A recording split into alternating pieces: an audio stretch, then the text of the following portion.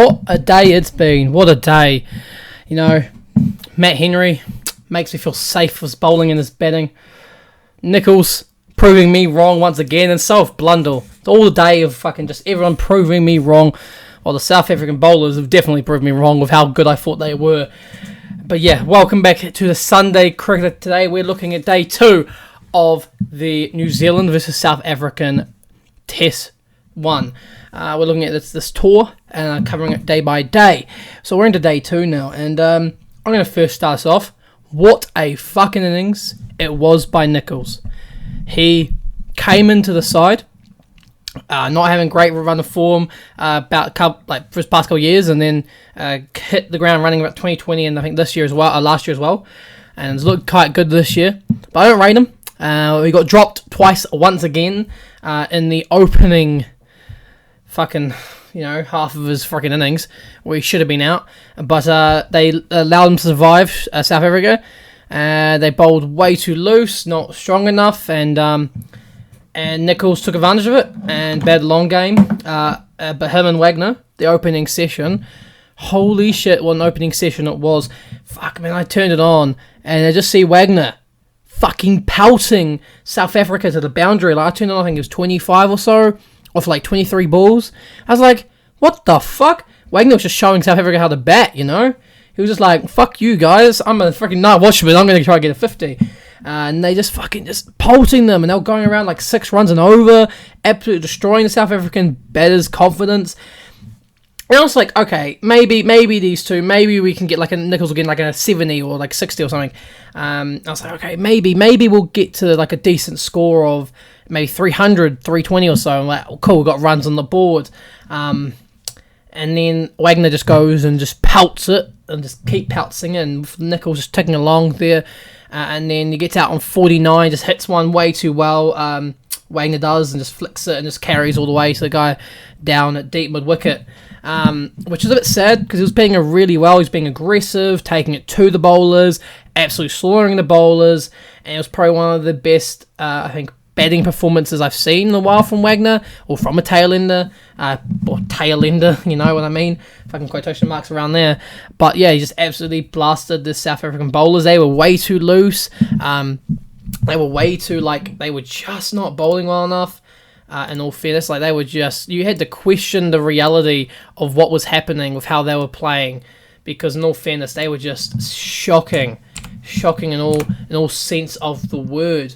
It was appalling from what they were doing, in all fairness. I was like, what the fuck is this South African bowling? It's just it was like dog shit, just seeing shiny dog shit. I was like, whoa, there's surely they're gonna be bowling better than this. Nah, fucking pieces. It's bowled like shit, and there was no standout partnership, I'll say, in the innings, but Nicholls and Wagner, I think, picked an 80 partnership before Wagner fell. Nicholls then batted with Darryl Mitchell only sticking around to get 16, but Nicholls was sticking strong there, playing the ball, playing it well. He was just watching the ball nicely, playing shots. He got dropped twice in the other day, in day 1, but he didn't let that bother him, and then him and Blundell started to make a partnership. And they started to bat really well after Mitchell got out, and they were getting some runs on, and then Nicholls unfortunately fell soon after, and around about 10 overs after Darryl Mitchell fell, so him and Blundell just couldn't get enough runs under the belt together. But he batted well, got 105, and was leaving the ball nicely, leaving it really well outside his off. Played a really nice innings, was hitting that ball nicely, driving for 4 off every bowler.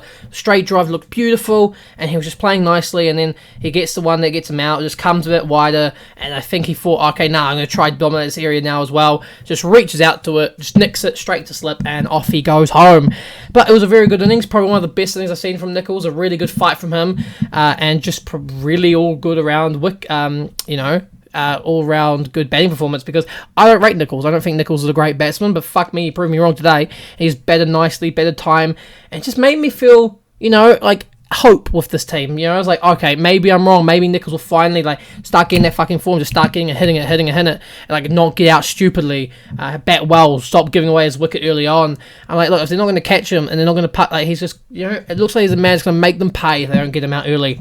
And that's what I like to see. I like to see a batsman that's doing that to the players, and that, I think they've summed up. I think session 1 was all ours. Session 1 we ended easy. I think we ended session 1 nearly double our score of the other day. I was like, what the fuck? I was like, I can't remember what exactly we ended session 1 at, but fuck me, it was like we almost ended the session at like, I think we ended like 220 or something, and like we only scored 111, and we're like 200 or so runs. I'm like, we've always doubled the score of the session, and I was just like, what the fuck is this shit? I didn't think it was plausible at all that we could do it. I was like, oh, New Zealand's batting way too slow, but Wagner was aggressive, and it just changed the game on its head when he was.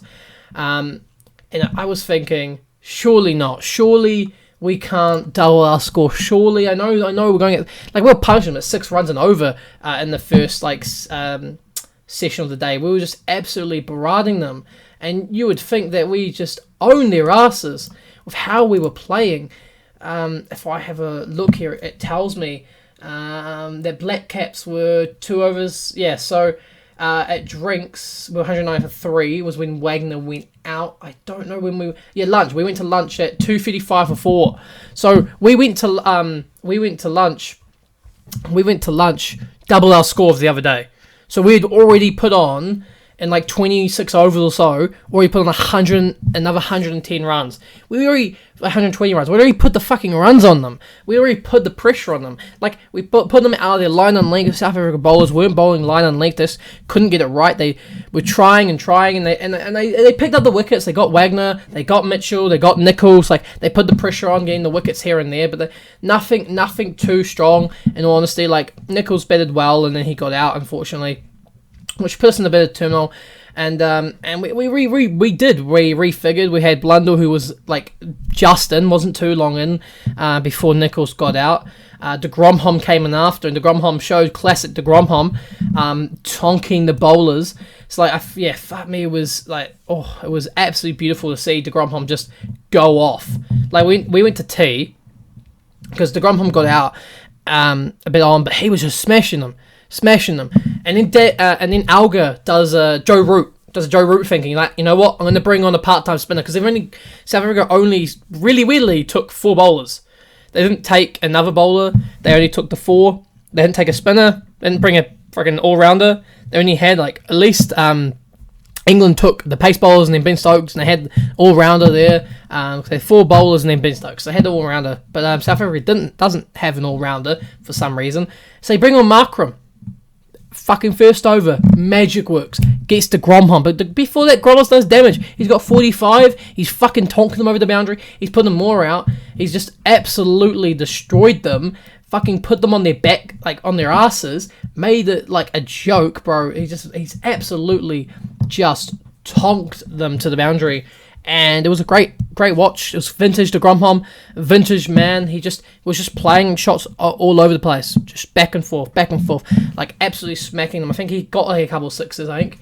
I could be wrong. Never mind. He didn't actually hit it. No, he hit 1 6. Yeah, he did hit a 6. I thought so. But he was just hitting them for 4s. He was going about a run a ball, just ticking over that, which is what you'd expect from the Grandhomme, First test match in quite a while, just ticking it over, and I was just astonished to see how he was playing. It was a masterclass performance by him, and Blundell was just him and Blundell. Like, they got a good partnership going, they got a really good partnership, and then Grandhomme sadly fell, I think just like a little bit before the tea break. When we went into tea, like Black Cats went into tea at 356 for 7. Jameson in, Blundell was in. And then Jameson was looking nicely, he was looking good, he was playing some nice shots, and then Alga sticking with Markram, so Markram, to give some clarity, he gave a ball to the Grandhomme, and the Grandhomme was just caught out on the boundary. He just fluffed the shot. Jameson basically did the same thing, goes out for 15, and then Salvi did vintage Salvi and proved that he should really be our number 11, because he can't fucking bat to save his life. Salvi looked shocking, he looked bad, he looked like he had no ability to fucking bat whatsoever.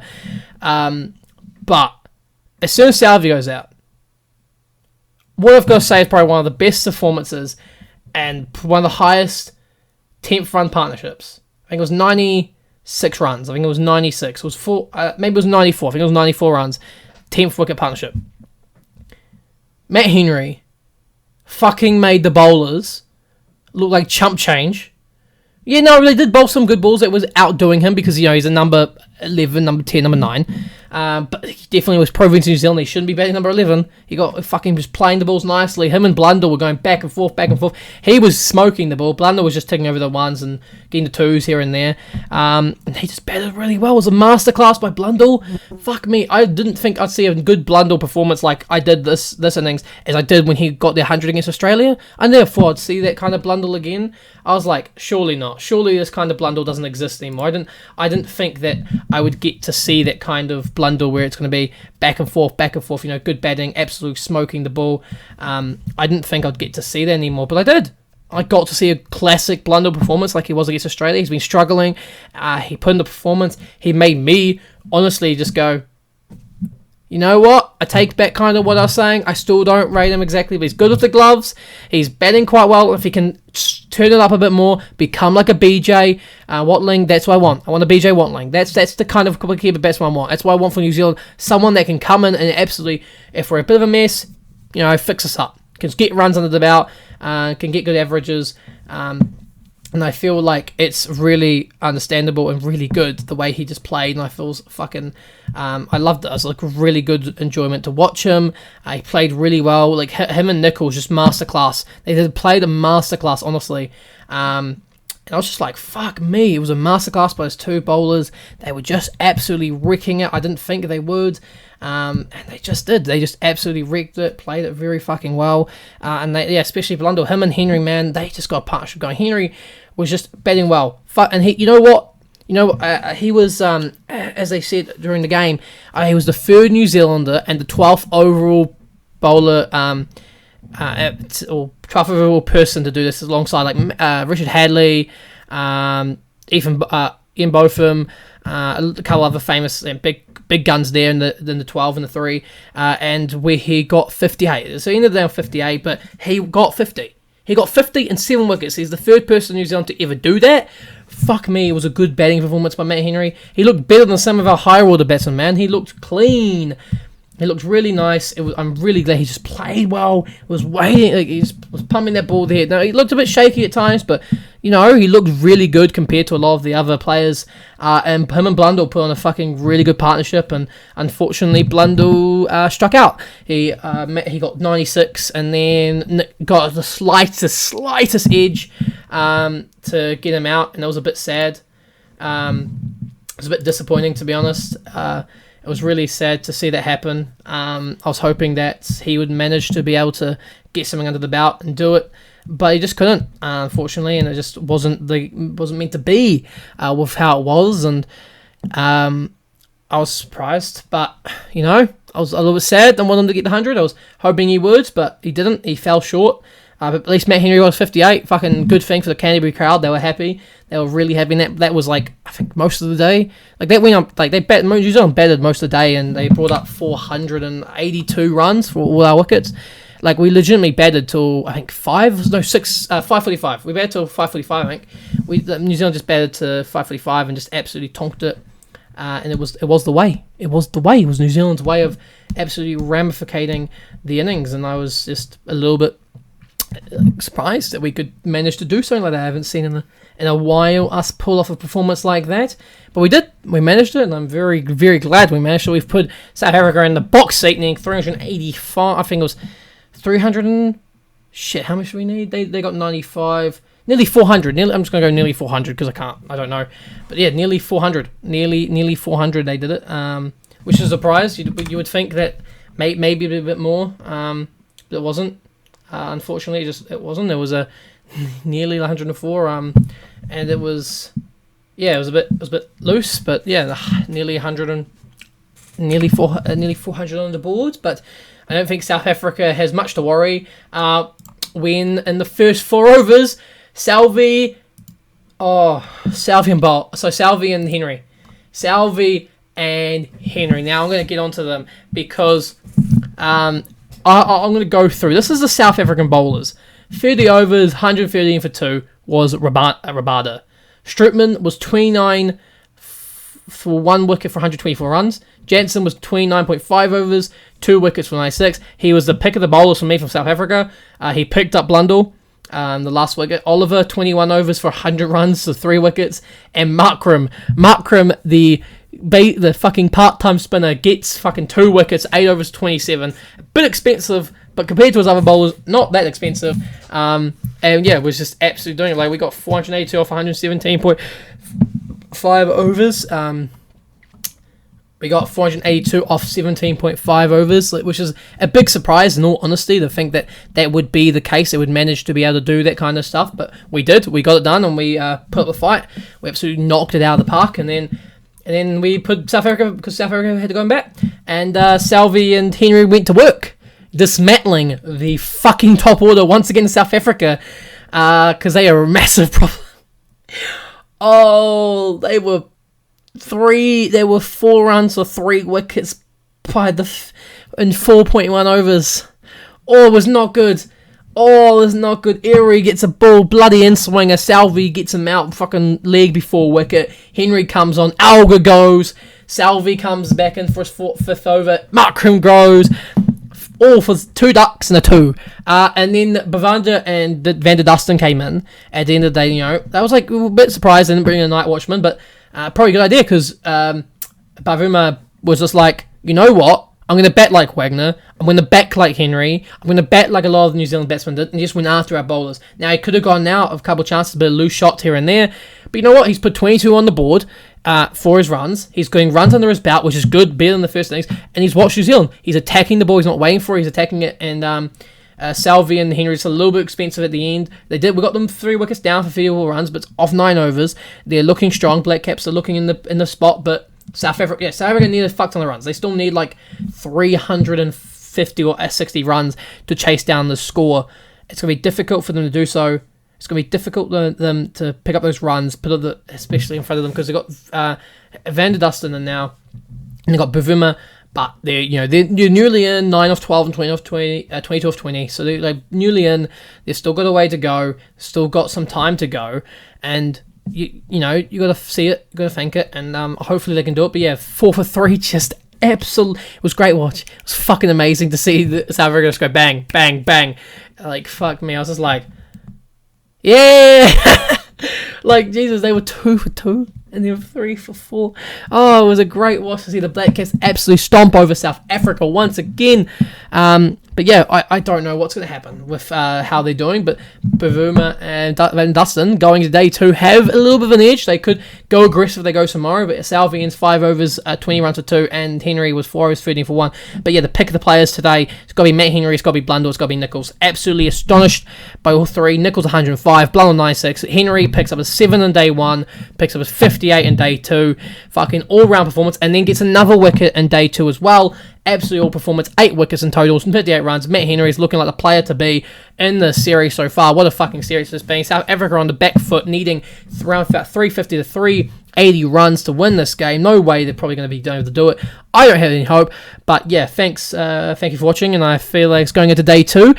Day 2 will be... day 3. We're going into day 3, and day 3 is work for South Africa. Day 3 is work, and that's our win. Black Caps, all the way to the win. Thank you for watching. 1-0 series for Black Caps by the end of tomorrow. I'll bet you on it. If you'd like to help support this podcast, please do go and click down the affiliate link down below. It will help me and help you if you want to grow your own podcast. Also, if you'd like to listen to the audio version of this, go check me out on Spotify, Apple Podcasts, and Google Podcasts. It'll help me grow and you grow if you go check me out also on those platforms and listen to me there, as well as YouTube if you want to.